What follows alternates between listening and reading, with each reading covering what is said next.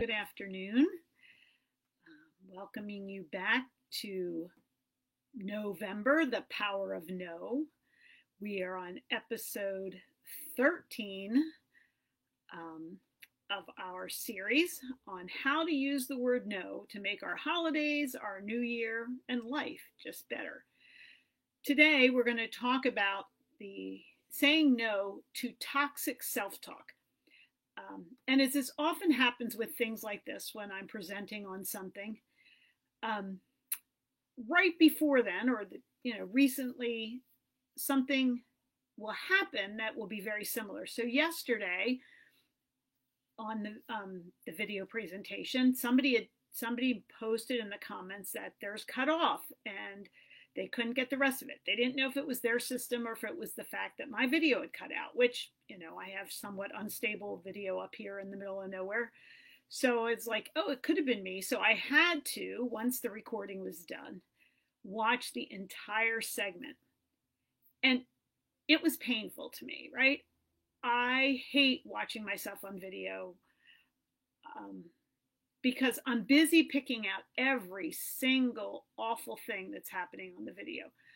I'm busy noticing every mistake I make, every time I pause or click my mouth or whatever. Like, I just notice it all and it's awful. And during the whole thing, I'm talking to myself negatively.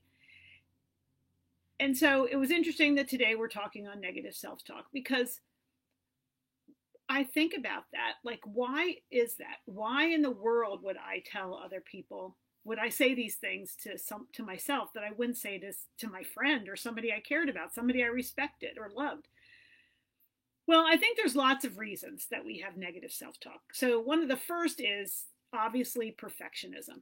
We want to be perfect. We want our life to just produce this vision of how wonderful everything is for us. Yeah, it's not going to happen. That's back to those unrealistic expectations, right? Of being more than a human who messes up, who sins, who doesn't give it her all every single day. And so it's something we have to think about. Like, where are those unrealistic expectations? It also can come from the fact that others have poisoned our opinions of ourselves. Now, it could be toxic people, like we talked about yesterday, but it also could be the media. It also could be expectations of culture, of this is what you need to look like or behave like or whatever. And so we take those things in on us. All you have to do is look at the Facebook study on their own Instagram and how much it was hurting the self-esteem of young women to know that that's true. We develop sometimes our negative self-talk from other people. And you know what? We have to start thinking about that the voice in our head, and it could be the voice of our mother or the voice of a teacher, depending on the situation, it determines too much because it limits our thinking. It stifles our creativity. It keeps us from taking risks that would be really powerful for our lives. So how do we learn to say no to that negative self-talk? Well, the first, and this might almost seem a little counterintuitive, is to listen, but then challenge those thoughts. Ask yourself, would I talk to my best friend like this? Would I say this to her or to him? If not, why am I saying it to myself? And then we need to practice changing our thoughts. Now, one of my favorite Bible verses is Philippians 4:8, which says this: "And now, dear brothers and sisters, one final thing. Fix your thoughts on what is true and honorable and right and pure and lovely and admirable. Think about things that are excellent and worthy of praise." So I'll start to process my thoughts against that list. Is it true? And sometimes I'm like, yes, it's true. It really was that awful of a program. But then we keep going. Is it honorable? Is it right? Is it pure? Is it lovely? Is it admirable? Is it excellent? Is it worthy of praise to say these things to myself? And that should really shut us down. Now, another really simple way to help with negative self-talk, if it's particularly happening on a day, is to just rest. Les and I have learned over time that if am tired, it's night and I'm tired and something goes badly, that talking about that bad thing can rapidly snowball right down a hill up to where all of life is awful. Everyone hates me. I have no friends. I'm just going to go out and eat worms. And Les has learned, instead of panicking about that and the next day being like, are you okay? In which time I would just be like, yeah, I'm fine. Why? To just say, go to bed. Like, you need rest.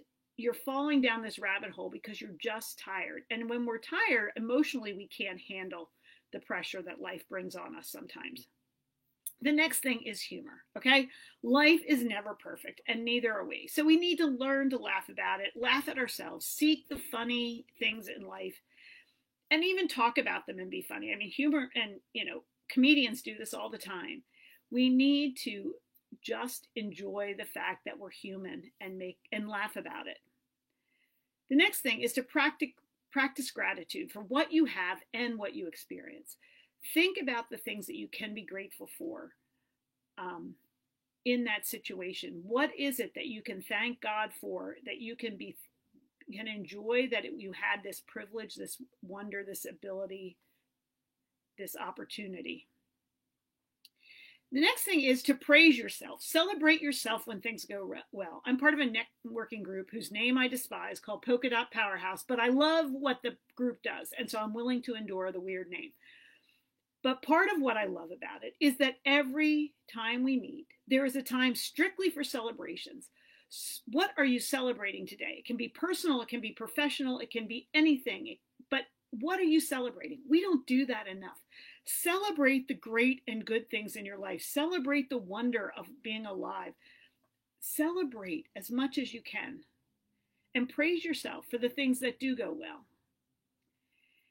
And then this last one I learned also in one of those networking groups with Polka Dot, and it was from someone who trains people who sell, Deb Ellenberg, and she was talking specifically about approaching sales when you're scared of it, but I think it works for self-talk too, and it's this: choose wonderment instead of dread. Ask yourself, what if this does turn out well? So when you are faced with negative self-talk, particularly before an event, start with wonderment. What could happen with this? What could result if I actually try, if I actually pursue this thing, even if it's not perfect, even if it doesn't come out in how I want it to, how I imagine it would? Pursue the wonderment and get excited about possibilities and think about how wonderfully you've been made and how much you bring to the world. Take care, have a great day, and we'll see you here tomorrow.